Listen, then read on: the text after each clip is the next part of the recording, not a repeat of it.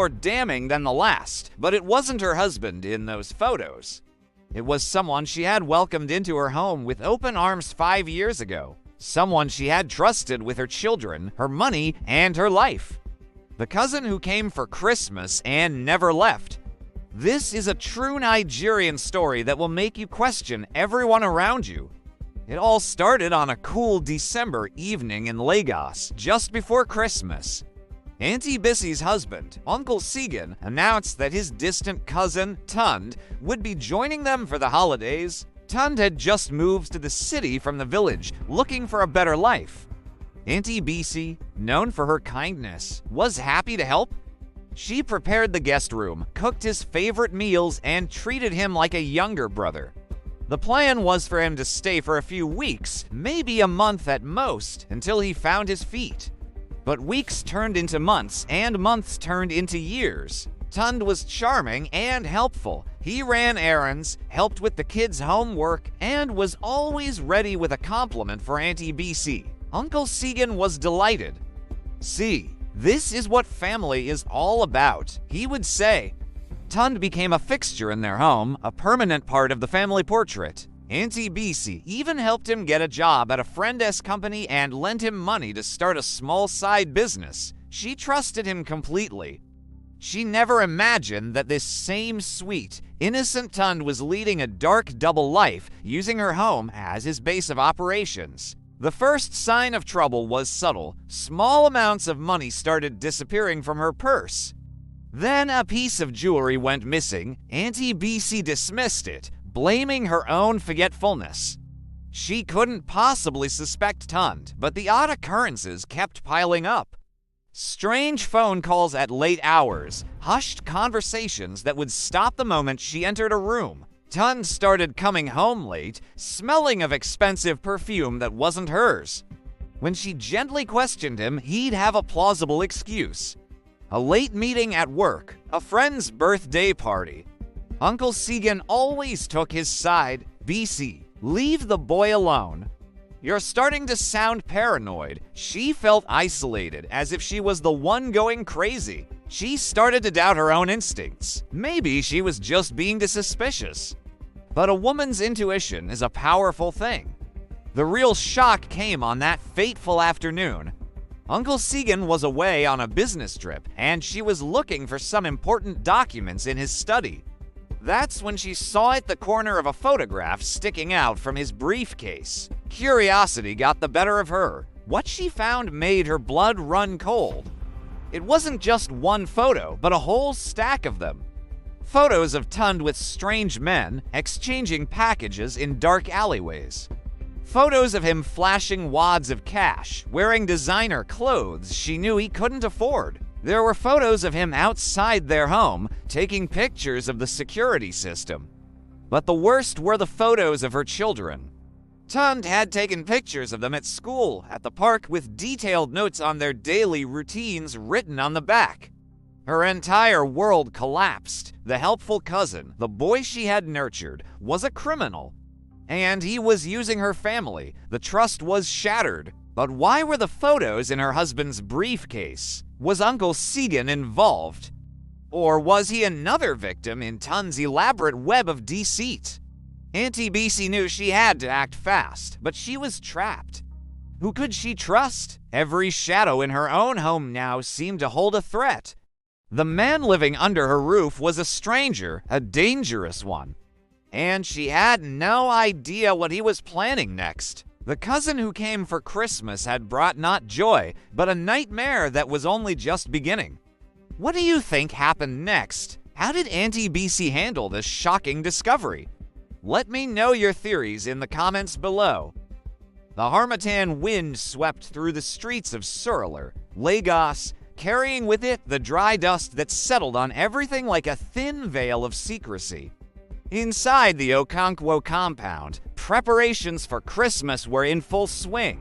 12-year-old Kioma hung colorful paper decorations, while her younger brother Emeka tested the Christmas lights, giggling each time they flickered on and off in a playful dance. Bissie Okonkwo stood in her kitchen, a warm smile on her face as she surveyed the feast she was preparing. At 42, she was the very picture of success. She had a thriving fabric business, a beautiful home, and a family she absolutely adored.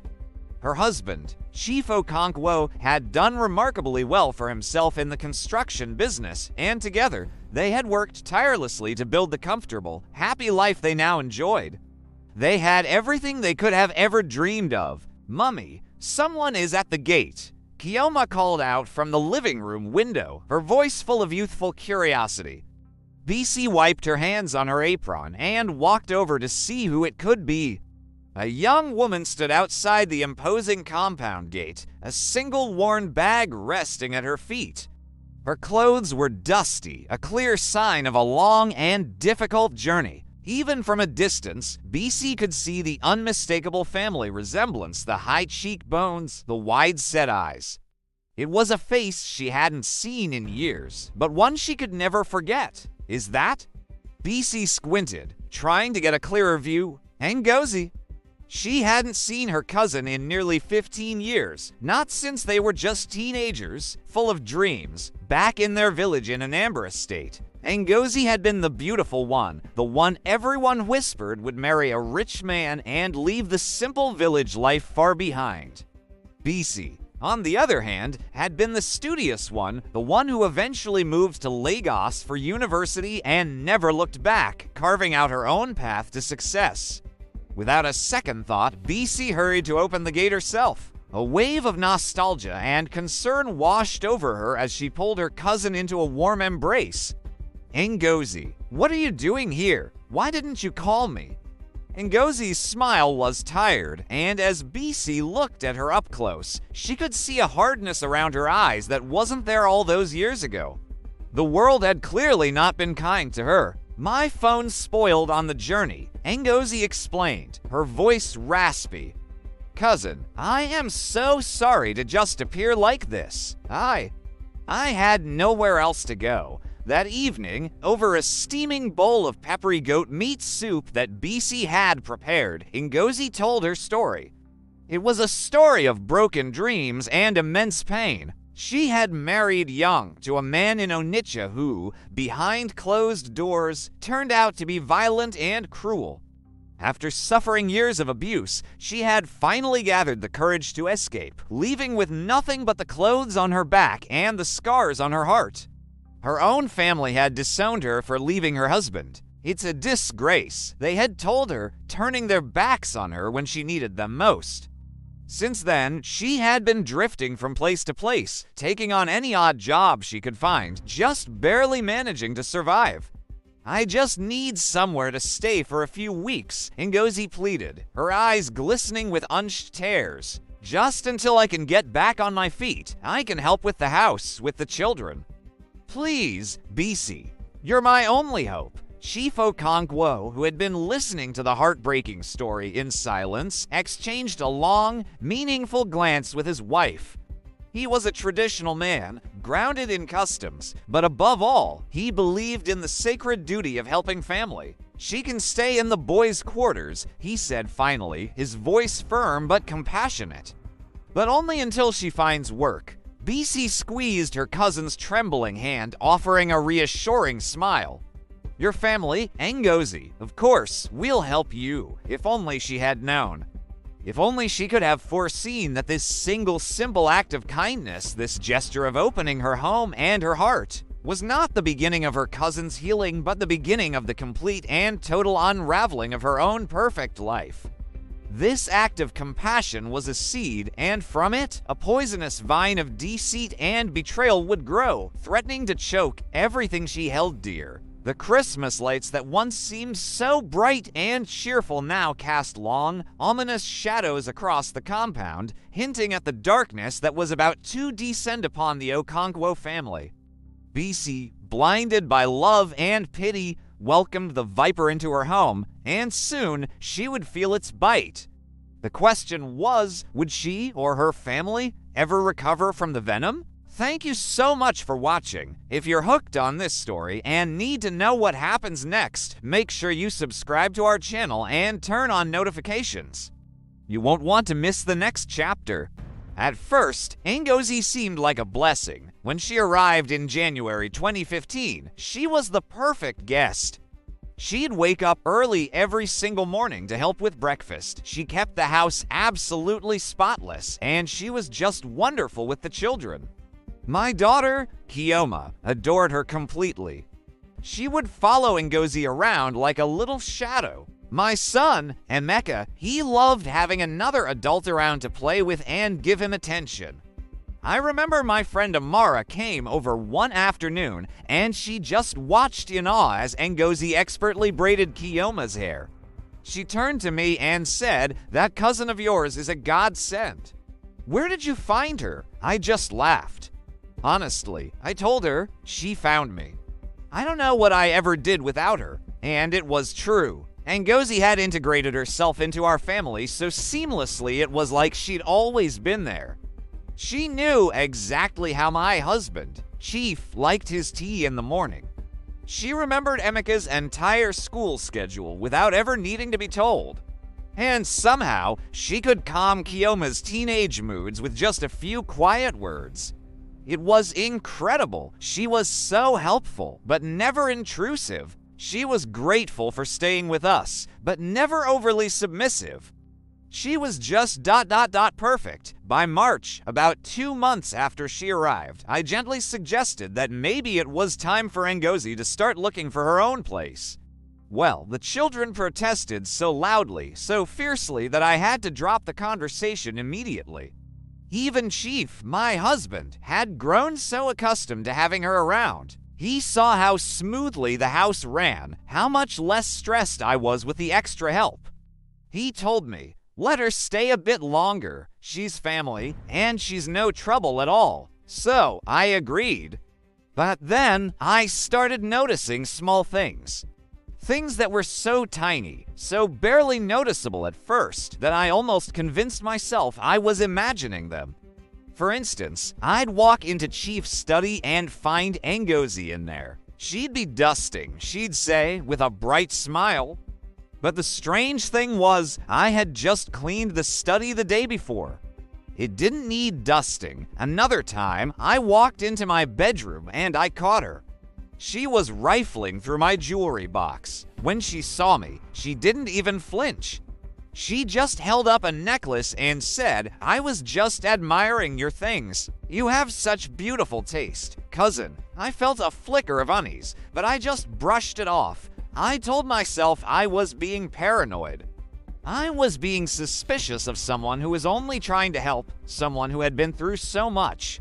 Then there were the phone calls. Ngozi would always step outside to take them, her voice dropping to a hushed, secretive whisper. If I happened to walk by and ask who it was, she'd wave it off. "Oh, just some old friends from Onitsha," she'd say. Nothing important. Her answers were always vague, and another thing started to bother me.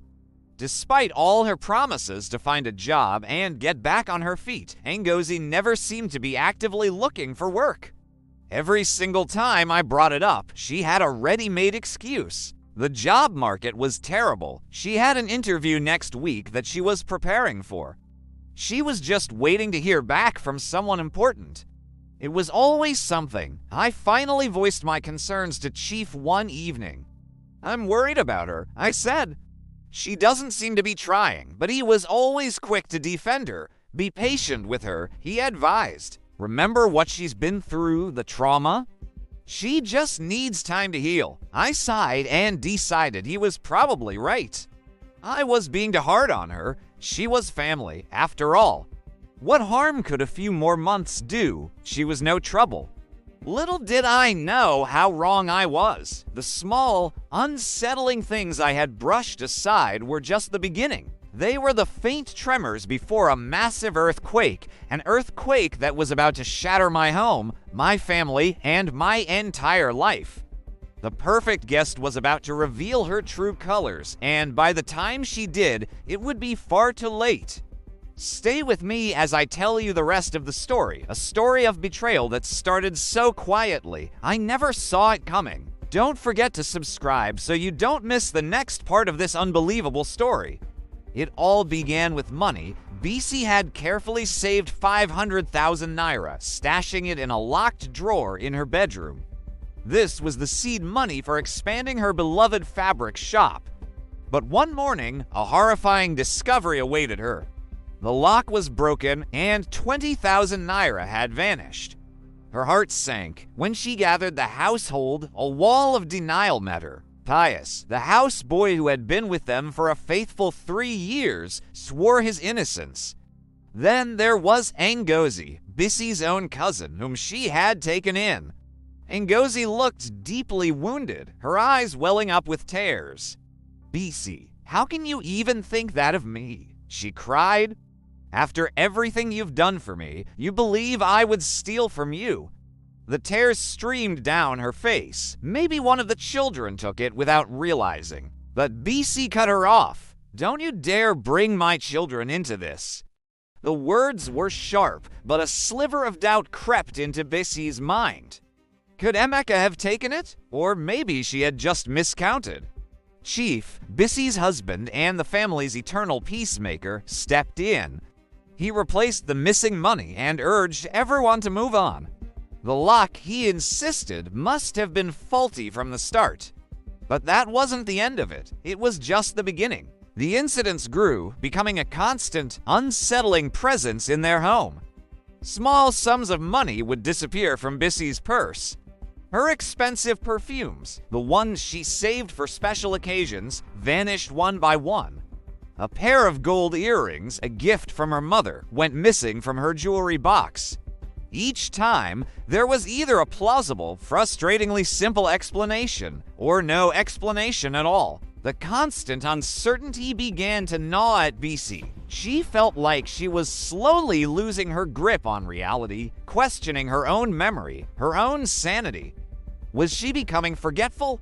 Careless? The house that was once her sanctuary now felt like a place of secrets and shadows. She was walking on eggshells, constantly on edge, scrutinizing every corner, every face, searching for a truth that remained just out of her grasp. The most profound change, however, wasn't in the missing items, but in Ngozi herself. The once grateful, timid cousin who arrived at their doorstep was fading away, replaced by someone BC barely recognized. This new Ngozi was confident, almost brazenly so.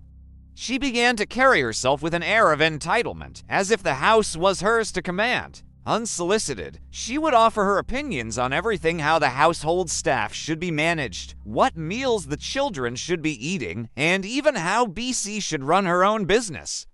"You're far too soft with your suppliers, BC," Ngozi would advise, her tone dripping with a condescending certainty.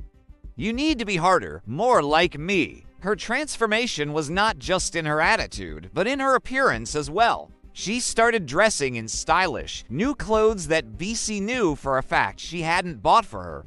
When BC finally asked, Ngozi would wave it off with a casual, "Oh, just a gift from a friend." The changes didn't stop there.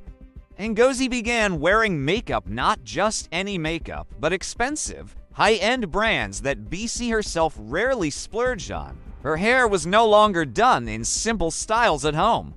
She was frequenting upscale salons in Victoria Island, a luxury far beyond the means of someone who supposedly had no income. The signs were becoming impossible to ignore, painting a picture that BC found deeply disturbing. One night, unable to hold it in any longer, she turned to her husband. "Chief," she asked, her voice laced with a mixture of suspicion and worrying, "where is Ngozi getting all this money from?"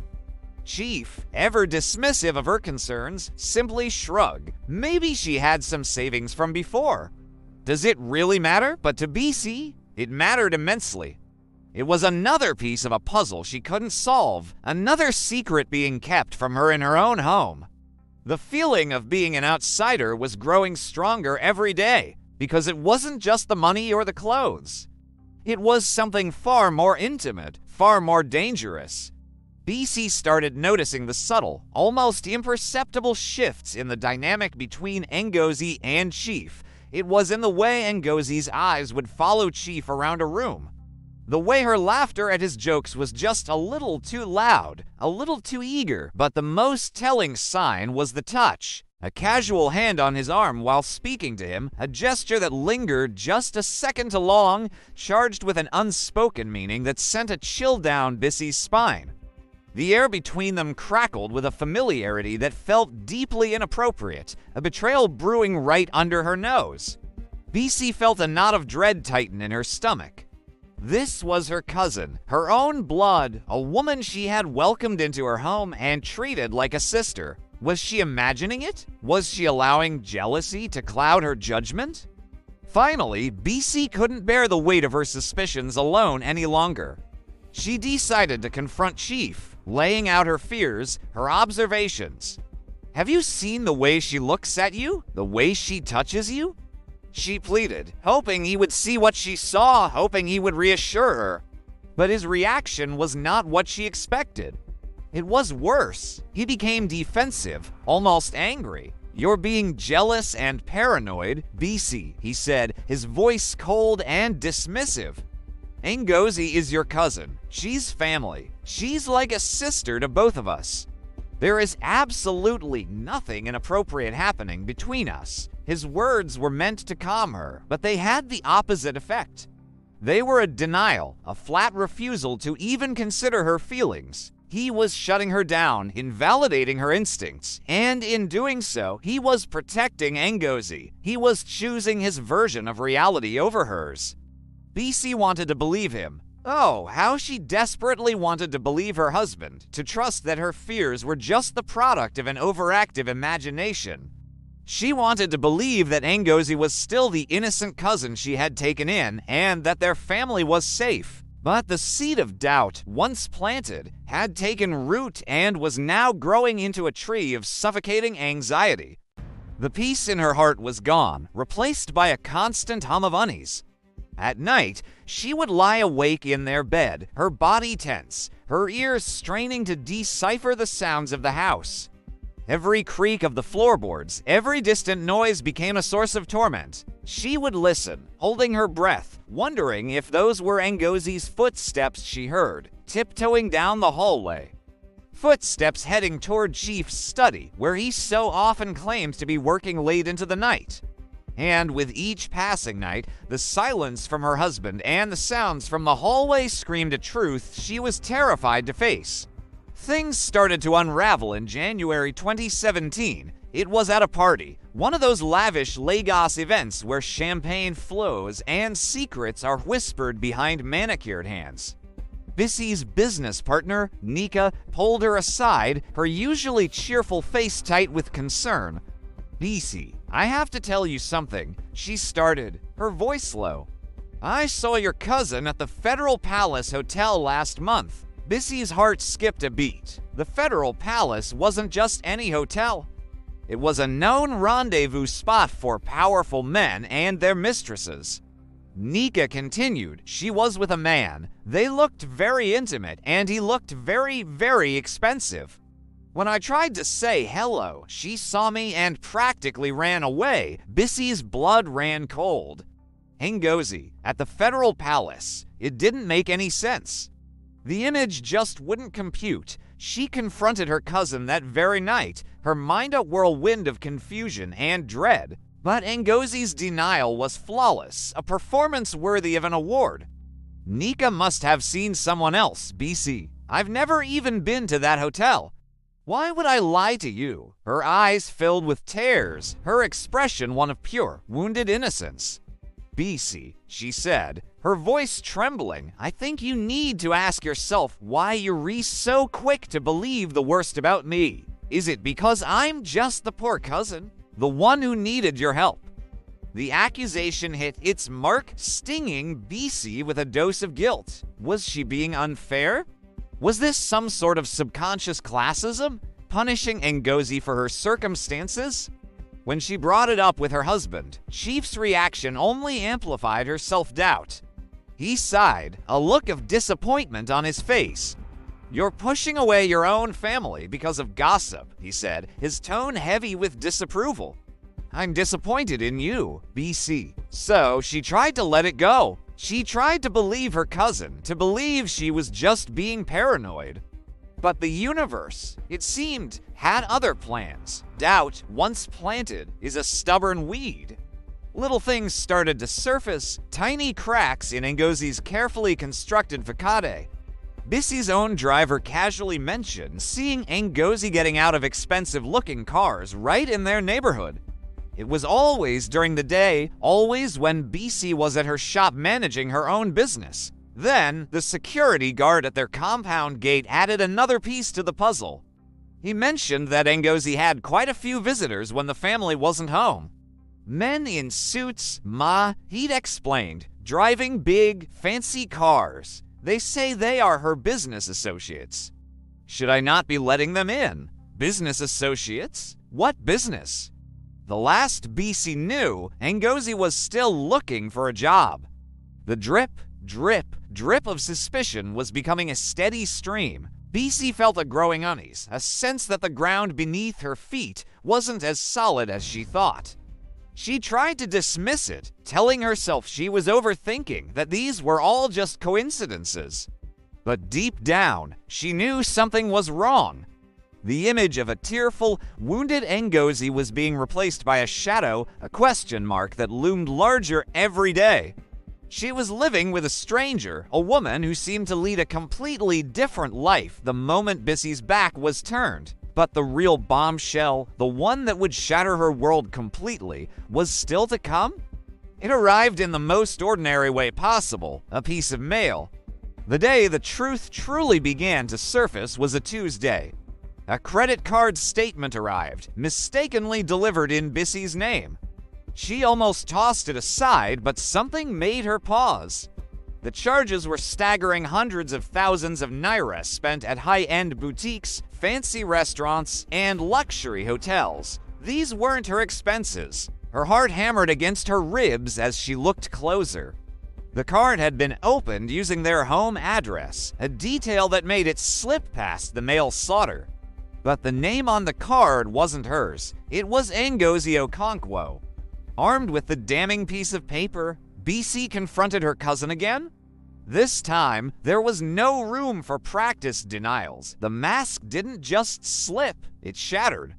Ngozi's face, usually so soft and pleading, hardened into a sneer. "So what if I have a credit card?" She snapped, her voice dripping with a resentment Bissie had never heard before. "You have everything, Bissie. Everything? A husband, children, money, respect. What do I have? Nothing. I had to survive somehow." Bissie stared at her, dumbfounded. The sheer audacity was breathtaking. Survive? How did you even get approved for this? You don't have a job. You have no. Bissie stopped mid-sentence. A horrifying realization dawned on her, cold and sharp. A credit card like this needed a guarantor. A person with a stable, high income. Her eyes narrowed. Who's the guarantor? Ngozi. The silence that followed was louder than any confession. It was a suffocating, damning silence that confirmed Bissie's worst fears. That evening, Bissie waited for Chief to go out. Her hands trembled as she went through his papers in his study, a place she rarely entered. She didn't know what she was looking for, but she knew she had to find it. And then she did. Tucked away in a leather folio were loan documents. Multiple loan documents, all guaranteed by her husband, Chief Okonkwo. The loans, totaling over 2 million naira, had all been taken out by Ngozi over the past 3 years. Money that her husband was now legally responsible for. Money with interest, that was their debt. When Chief returned home, Bissie was waiting for him in the living room, the papers spread out on the coffee table like an indictment. The air was thick with tension. She didn't shout. Her voice was quiet, dangerously so. "How long?" she asked. Chief's face paled. "Bissie, don't." She cut him off. "How long have you been giving her money? How long have you been co-signing her loans?" He sank into a chair, the weight of his 50 years suddenly crashing down on him. He looked old, defeated. She said she wanted to start a business. He mumbled, not meeting her eyes. She's family. She needed help to million naira. Bissy's voice finally rose, cracking with disbelief and betrayal. To million naira, and you didn't think to tell me? Your wife, your partner, I thought I was helping. He insisted, his voice pleading. She swore she would pay it all back. She's been lying to us, Chief. BC was on her feet now, pacing the room. For years, she has no business. She's been using that money, our money, to live like a queen while playing the part of the poor, helpless cousin in our own home. The argument that followed shook the foundations of the house. Their voices echoed through the compound, a symphony of anger and heartbreak. The children, woken by the shouting, cowered in their rooms, listening to their parents' world tear apart. And somewhere in the boys' quarters, under the cover of the chaos she had created, Ngozi quietly packed her bags. But she didn't disappear. Oh no, she didn't go far at all. She moved into a beautiful, furnished apartment in Ikeja GRA, a posh and expensive neighborhood. BC and Chief would later discover that the rent was paid for with money from multiple sources. It came from the men she had been seeing, the business associates who visited in their luxury cars. Men she had met through her position in the Okonkwo household, using their status as her own. Men who, ironically, believed she was a wealthy woman herself, based on the family she claimed and the lavish lifestyle she was so very good at faking. The poor, helpless cousin had been a phantom. In her place stood a master manipulator, one who had played them all and walked away with a small fortune, leaving a trail of debt and a shattered family in her wake. Thanks for watching. If you were moved by Bissy's story, please like this video and subscribe to our channel for more true life stories.